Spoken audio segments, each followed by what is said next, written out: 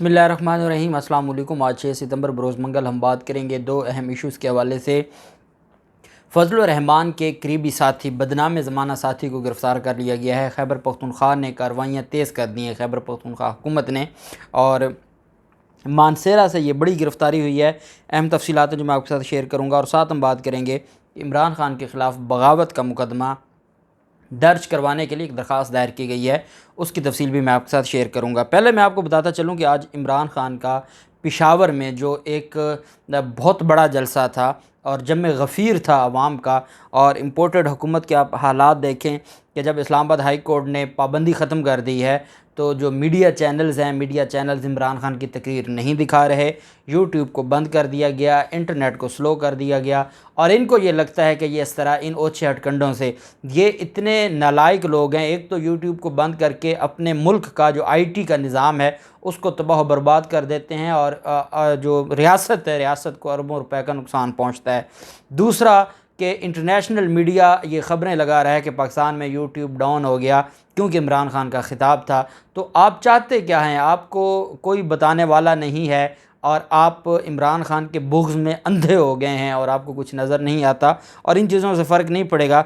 इमरान खान की तरफ से आज ये कहा गया है कि जो मुखालफीन हैं उनकी कोशिश है कि मुल्क की सबसे बड़ी जमात को फ़ौज और अदलिया के साथ लड़ाया जाए। इनका जो प्रोपेगेंडा सेल है वो ये प्रोपेगेंडा कर रहा है, और उन्होंने साथ ये कहा कि तख्ते बैरूनी साजिश के तहत हुकूमत को गिराया तो पहला जलसा हमने पेशावर में किया, पेशावर वालों ने कभी मुझे मायूस नहीं किया। सिंध, बलोचिस्तान, डीजी खान, राजनपुर, डेरा इस्माइल खान सैलाब से मुतासर हुए।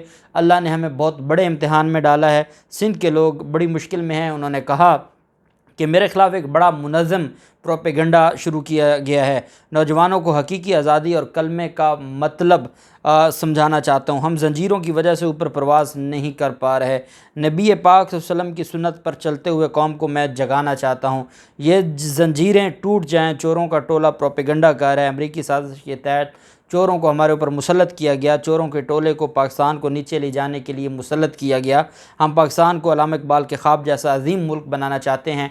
हम दुनिया भर में सब्ज़ पासपोर्ट की इज़्ज़त कराना चाहते हैं। उन्होंने कहा कि चोरों के होते हुए सब्ज़ पासपोर्ट की इज़्ज़त नहीं हो सकती। साथ उन्होंने ये भी कहा कि जो मेरे जैसे आदमी को दहशतगर्द बना दिया गया, और इमरान खान ने कहा कि फ़ौज भी मेरी है और मुल्क भी मेरा है। और उन्होंने अपने वो भी क्लिप चलाया जिसमें इमरान खान ये कह रहे हैं कि फ़ौज का मज़बूत होना मुल्क को मज़बूत करेगा, और उन्होंने कहा कि मैं अब मुल्क के लिए इतना ज़रूरी नहीं जितना फ़ौज ज़रूरी है। इमरान खान ने कहा कि जिस तरीके से हमारा मुल्क आज तक इस वजह से बचा हुआ है कि हमारी फ़ौज मज़बूत है। इमरान खान ने कहा कि मैंने सिर्फ आर्मी चीफ़ की तैनाती के हवाले से जो किरदार है आसिफ जरदारी और नवाज़ शरीफ का, उसके ऊपर मैंने ये बात की थी कि क्या आपने सिलेक्शन इन लोगों के हाथ दे दी है, और ये लोग अगर सिलेक्शन करेंगे तो उस पर बतौर पाकिस्तानी हमारा आवाज़ उठाना बनता है। और इसी तरह अदलिया की आज़ादी के हवाले से इमरान खान ने खुल के बात की। जज ज़ेबा चौधरी साहबा के हवाले से उन्होंने कहा कि मैं अदलिया की आज़ादी की बात करता हूँ, मैं लोअर जो जुडिशरी है उसकी बहुत ज़्यादा इज़्ज़त करता हूँ, मुझे पता है कि आम आदमी को वहाँ से इंसाफ मिलता है। जज ज़ेबा चौधरी साहबा के हवाले से अगर मेरे अल्फाज सख्त हैं तो उसकी एक वजह थी, उसकी वजह यह थी कि मैं शहबाज गिल की हालत देख चुका था, उसको जो कस्टोडियल टार्चर किया गया, तशद्दुद किया गया, मैं उन सारी चीज़ों को देख रहा था, और उस बुनियाद पर मुझसे कुछ अल्फाज ऐसे मैंने अदा किए हैं जो आप ये समझते हैं, अदालतें ये समझती हैं कि मुझे नहीं करने चाहिए थे, लेकिन उसकी एक वजह थी। और बहरहाल इमरान खान ने कहा कि मैं अपने अल्फाज वापस लेने को तैयार हूँ।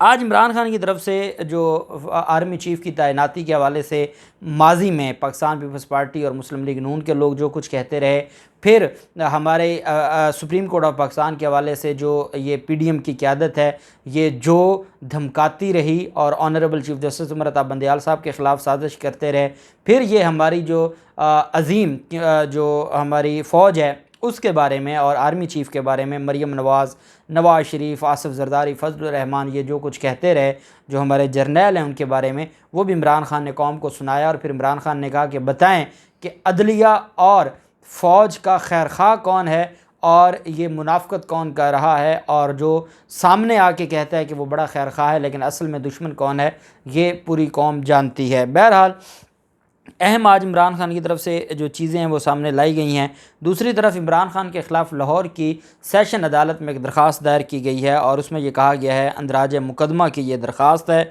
और ये शेख मुज़फ़्फ़र हुसैन है। ये शेख मुज़फ़्फ़र हुसैन मुस्लिम लीग नून के वर्कर हैं और इनकी तरफ से पहले भी आए रोज़ इमरान खान के ख़िलाफ़ दरख्वास्तें दायर होती रही हैं।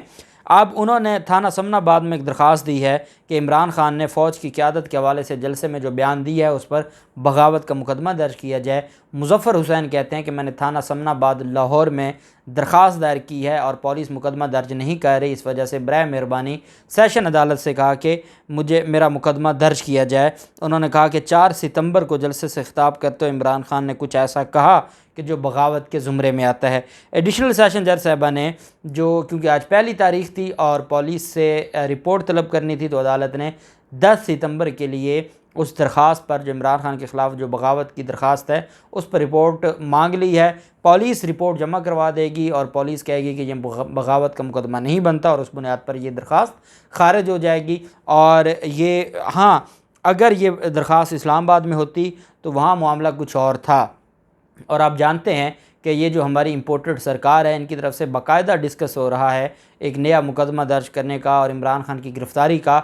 ये हकीकत है कि ये इमरान खान को गिरफ़्तार करने से ख़ुद खौफज़दा हैं और ये गिरफ़्तार नहीं कर सकते और ये इस तरह की अफवाहें भी अपने साफ़ियों के ज़रिए अफवाहें भी फैला रहे हैं कि जी मुख्तलिफ़ जो हल्के हैं उनकी तरफ से ये कहा गया है कि इमरान खान के साथ सख्ती से इमरान खान को टैकल किया जाए, लेकिन इम्पोर्टेड हुकूमत खौफज़दा है और वो पीछे हट रही है। तो ये इस तरह की ये सारी अफवाहें हैं, ना तो कोई ऐसा कहता है और ना इमरान खान को ये गिरफ़्तार कर सकते हैं।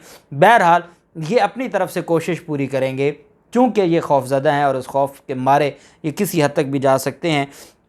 और अब आप यही अंदाज़ा लगाएं कि जो एक शहबाज गिल के ख़िलाफ़ भी केस था और ये सेशन अदालत लाहौर में आज समाअत हुई थी और ये एक कंपनी ने जो एक इस्तग़ासा फ़ाइल किया हुआ था डेफामेशन का, जिसमें ये तुर्क कंपनी थी और ये शहबाज शरीफ के दौर में सफाई का ठेका था इसके पास।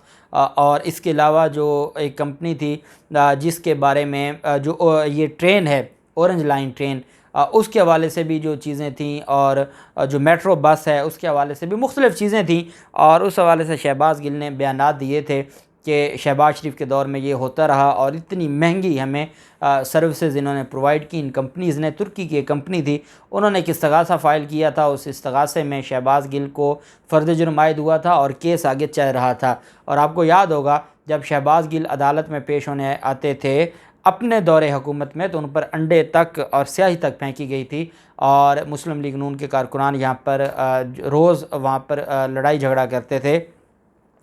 उस केस पर समाअत हुई और अदालत ने जो अदालत में जो वकला हैं मुस्तगीस के जो कंपनी के, उनकी तरफ से कहा गया कि शहबाज गिल को जो हाज़िरी से इस्तिस्ना दी गई है वो ख़त्म की जाए।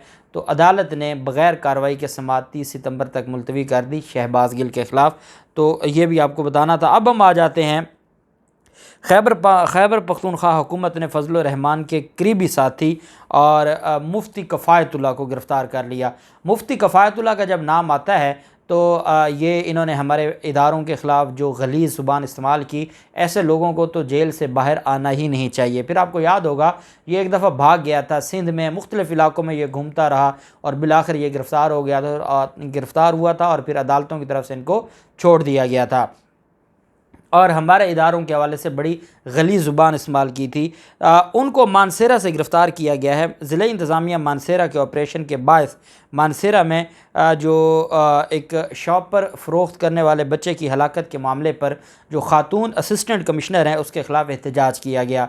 वहाँ पर जो एसी हैं मानसेरा की उनके ख़िलाफ़ ये एहतजाज कर रहे हैं और वो ख़ातून एसी है, असिस्टेंट कमिश्नर है और उनके ख़िलाफ़ ना सिर्फ एहतजाज कर रहे हैं बल्कि वहाँ पर गालम गलूच कर रहे हैं और धमकियाँ दे रहे हैं उस असिस्टेंट कमिश्नर को। यहाँ पर जज ज़ेबा चौधरी साहबा हैं जिनके बारे में सिर्फ ये कहा गया कि आपके ख़िलाफ़ कानूनी एक्शन लिया जाएगा और दहशतगर्दी का मुकदमा हुआ है। मानसेरा में एक ख़ातून असिस्टेंट कमिश्नर हैं और उनको डराया धमकाया जा रहा है और मुफ्ती कफ़ायतुल्लाह की सरबराही में वहाँ पर एहतजाज हो रहा है, दूसरा दिन है और उस बुनियाद पर जो मानसेरा है पुलिस उन्होंने गिरफ़्तार किया है मुफ्ती कफ़ायतुल्लाह को। और मुफ्ती कफ़ायतुल्लाह समेत 7 अफराद को गिरफ़्तार किया गया है। मानसेरा में दूसरे दिन भी मुकम्मल शटर डाउन हड़ताल थी और जो मेन बाज़ार है वहाँ पर एहतजाज किया जा रहा था। गालम गलूच और धमकियाँ दी जा रही थी असिस्टेंट कमिश्नर को। और 2 रोज़ कबल ज़िला इंतज़ामिया की कार्रवाई के दौरान जो बच्चा था वो करंट लगने से जहाँ भाग हुआ था, जिस पर अंजुमन ताजरान की जानिब से भी एहतजाज किया गया था और उसको पुरतशद्दुद करने के लिए फजलुर रहमान के करीबी साथी एक्टिव हो गए।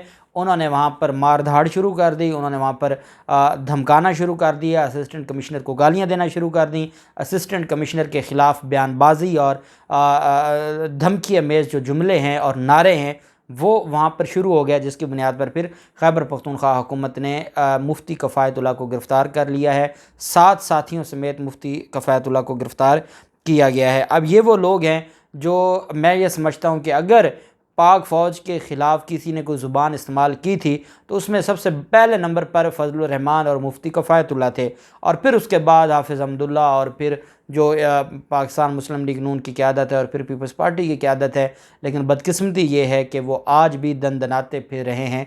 जिन्होंने धमकियाँ दी आज वो आज़ाद हैं। जो ये कहता है कि मुझसे ज़्यादा मेरी जो फ़ौज है वो हमारे मुल्क के लिए ज़रूरी है और फ़ौज मज़बूत होगी तो मुल्क मज़बूत होगा, उसके ख़िलाफ़ बगावत के मुकदमात भी हैं, उसके ख़िलाफ़ दहशतगर्दी के मुकदमात भी हैं, उसके ख़िलाफ़ तौहीन कमीशन भी है, उसके ख़िलाफ़ तौहीन अदालत भी है और उसके ख़िलाफ़ 15-16 और मुकदमात भी हैं। ये हमारे मुल्क का निज़ाम है। अल्लाह पाक हमारे मुल्क पर रहम करे। अल्लाह पाक पाकिस्तान का हामी व नासिर हो। बहुत शुक्रिया। अल्लाह हाफ़िज़। पाकिस्तान ज़िंदाबाद।